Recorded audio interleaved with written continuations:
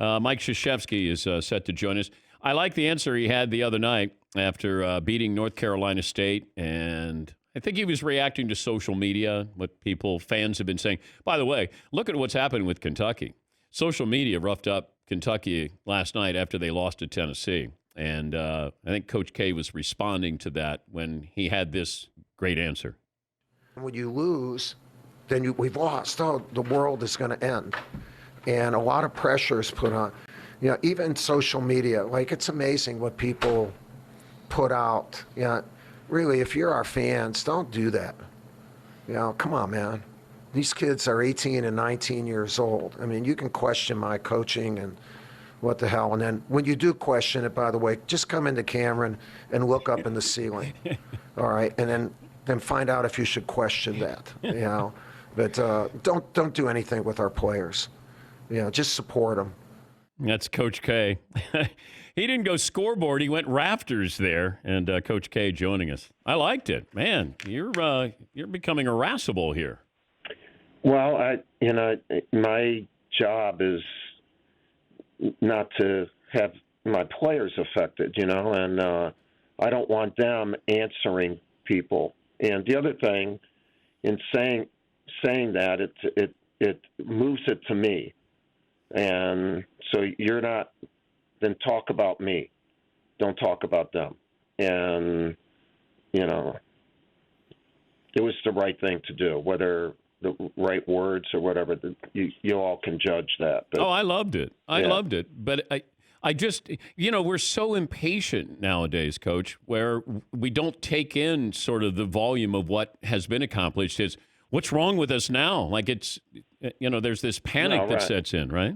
No, there is. And, I think part of it, too, and although I think this has been good for college basketball, a few years ago, people, were saying, the regular season doesn't mean much. Mm-hmm. But now we start seeding people in December, and people are on the bubble, and it's like the day-to-day thing, and it's created more interest, but it also it creates judgment on that specific day instead of your body of work, or people are improving, or people are going through a little bit of tough time. And by the way, in order to improve, sometimes most of the time you have to go through a tough time, and it's part of a whole season. But everyone in our sport now is being judged by the bubble, where you're seated, what line you drop to. Are you in, out? Are you close to being out? Are you the next four, the final eight? Or we have so many things that you can be. Well, also the mock drafts for your players as well. No, those are crazy. They change every week, and by the way, hardly any of those are ever correct. What do you think? All the GMs are getting together and saying these are the guys we're going to draft, and and then when you don't get drafted where you're supposed to, then we blame it on the kid for falling in the draft, and it's just because, hey, somebody who is not affiliated with a program or a scout is just a writer who's saying, hey, here's my mock draft. James Wiseman is going to go number one. And I'm like, okay, one of the ball boys is going to go ninth. It's hard to keep up with. I saw you 66th. You're just out of the second round. Yeah, and get your butt moving, Patrick. In the last couple of weeks. My Dayton Flyers are doing pretty well. They're doing pretty well there, Coach. They are coached by a heck of a guy who, obviously it's his alma mater too, but he, sometimes you get let go, and then he's grown so much. I mean, he's always been an outstanding coach, but I think he is really showing it, man. I think he's, and there are a number of guys who have done a great job, but, for National Coach of the Year, he's got to be a prime guy for that. Do you want to have a bet? Who goes farther, Dayton or Duke? No, I don't. We're not allowed to bet. I know you have sports wagers and things like yes, that I on do. your show. Yes, I do. And like the only bet I made was that your show is going to continue forever, and because it's so damn good. And so far, I've won on that bet. Yes, you have. But when you retire, I retire. No, don't you? I'll retire before you retire. You don't think you'll last on. another 5 years? Let's not talk about 5 years. Let's just talk about the fact we got Carolina on Saturday. I just signed up for 5 more years, Coach. Yeah, well, they were smart. You want to match it? No. I'm signed up for as long as I want to be signed up for. I'm beyond 5 years. Whoa! Did you just go to the rafters with me as well? No, I did not. Okay. I did not. I'm just, but putting it in perspective, I have a better contract than you. But that's all right. I deserve it. Yeah, you do. But you deserve a good one too. I'm not selfish where I feel I should only get it. I want to reward excellence. I want excellence rewarded. Let's put it that way. I have so many banners. I have to build new rafters here, Coach. Yeah, but don't put them for being in the tournament. Oh, the banners are only championships, not that you are a participant. Do you have ACC co-champs banner? Well, that's a champ, though. It's co-champ. Yeah. It's like a co-champ. It's not like a true champ there. Yeah. Well, we should have had a playoff then, right? Yes. See who gets the banner. North Carolina coming up this weekend at Cameron Indoor. Do you know what kind of team do you have right now? Not completely, no. How long does it usually take? The whole season. I don't think you ever know completely. Even a veteran team. There's always something happening in development of an individual, an injury, a kid. Sometimes during this time of the year, a kid starts worrying about an older player. What about, I know March is exciting, but what's happened to me in May, and just the things that can happen to human beings. So I think you always are, and they happen more to 18 to 22-year-old kids. And I like my team. I think my team has responded well. They've really done a good job this year, and but there's a lot more variance because every one of them is a developing player. They're not at a level that a Tatum was, or Bagley, or Carter, or Zion, or RJ. That's not knocking them.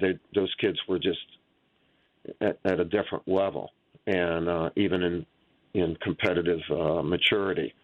And we're developing all that. And overall, I mean, our kids have won. They're 24-6. I mean, they've been terrific. Talking to Mike Krzyzewski, his team is 12th in the nation. They got North Carolina coming up this weekend at Cameron Indoor. Zion went on J.J. Redick's podcast a while back and said that he wanted to stay another year at Duke. Yeah.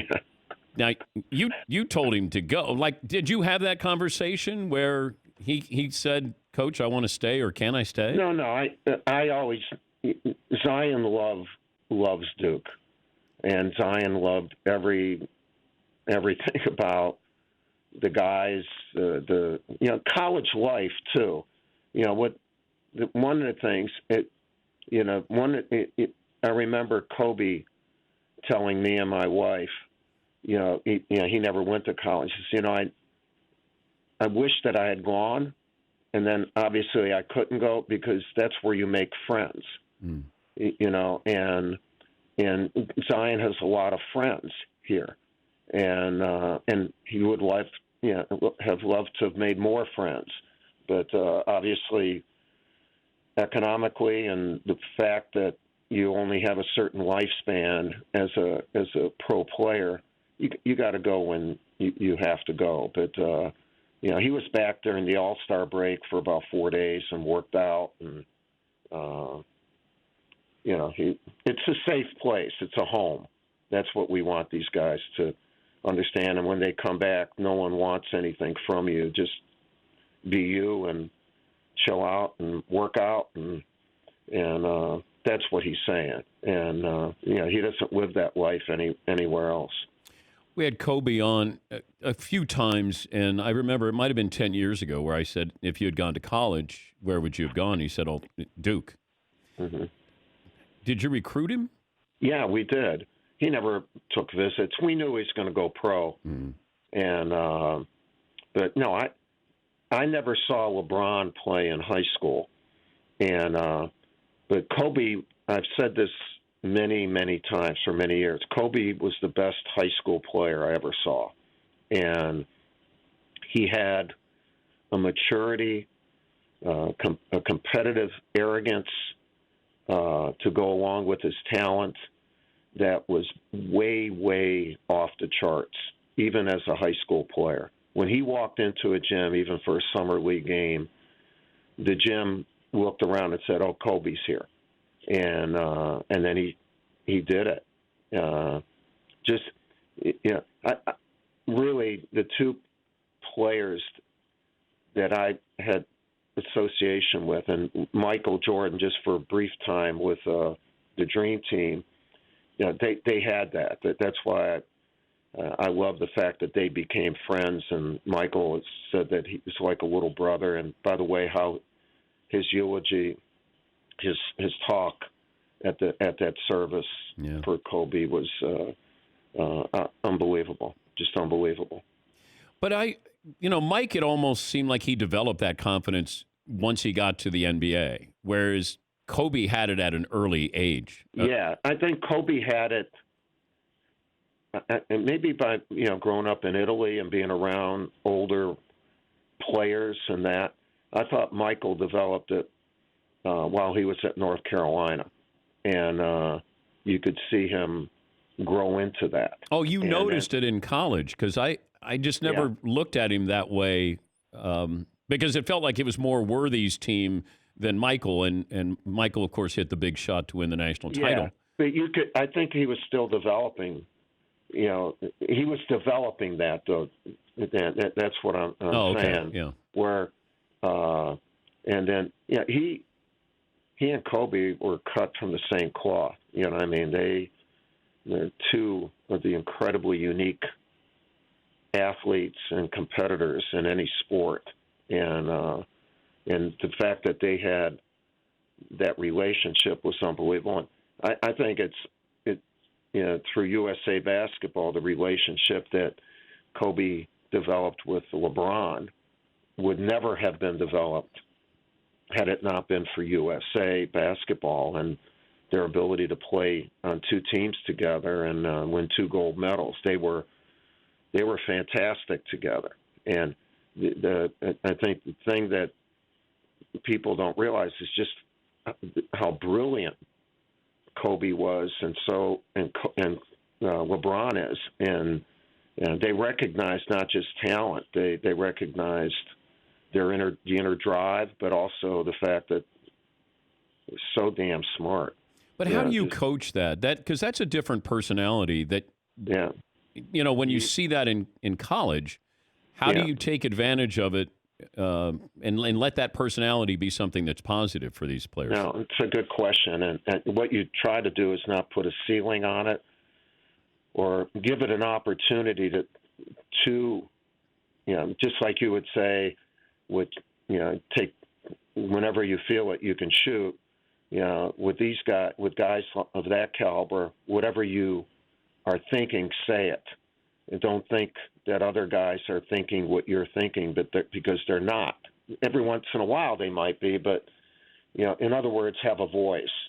Where you can say what you want to say whenever you feel, whenever you feel it, and that's how we did it with the U.S. team. And when I try to get on my team Trey Jones to do that. I said, say what you think, at the moment you're thinking it, and everybody will be better. And the guy who will get better the most is you, because you'll be in control of your environment then. And when you have a brilliant player, the ability to say things at the moment you're competing is much more important than what a coach says on the moments where you're not competing. You're just preparing, or you're at a timeout. When you have a player that can do that during competition, boy, it takes it to a level. You have a Magic Johnson. You have guys. There aren't that many, but when you see, you see the physical, but what they do with their voice is phenomenal. It's just phenomenal. Are you more likely to know how many wins you have or how many losses you have? I don't know either. Well, for the season, I know. I don't know. No. This is all time. No, I don't know. You don't know. I mean, I know we have like over 1,100 because someone said we celebrated 1,100, and I know when there's certain so-called milestones, because John Jackson and Mike DeGeorge and all the people say, that was your 1,000th win as a ranked team, or that was your 500th ACC win, against ACC competition. And then when I hear that, I said, "Wow, that's good. That was pretty. That's pretty good." But you can't. That's not the thing that you got to be in the moment you're in. I mean, and then that other stuff takes care of itself. Well, you say we have 1,156 wins, but you have 350 losses. You. Yeah. I blame all those losses on you. No, you have 350. It feels like we when we win, but it's you when you lose. I think a coach feels that. Yeah. Well, you're making more sense now. Thank you. I thought you were, going on the sword for me. What are you having for lunch today? I don't really eat lunch. We practice at 1:30, so I have a later breakfast. I usually have 2 meals during the day. All right. I'm just curious if I stop by. Like, what are we having?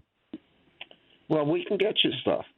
What do you want? We'll get. We aim to please. But if we went out for dinner, that doesn't mean I'm going to eat with you. No, that's fine. That's but fine. I'll find a space like up in the upper deck. But if we went to Durham and we went to dinner, where are we going? That's surprising. What if I had you out at my house? Take you down to my wine cellar? I like that.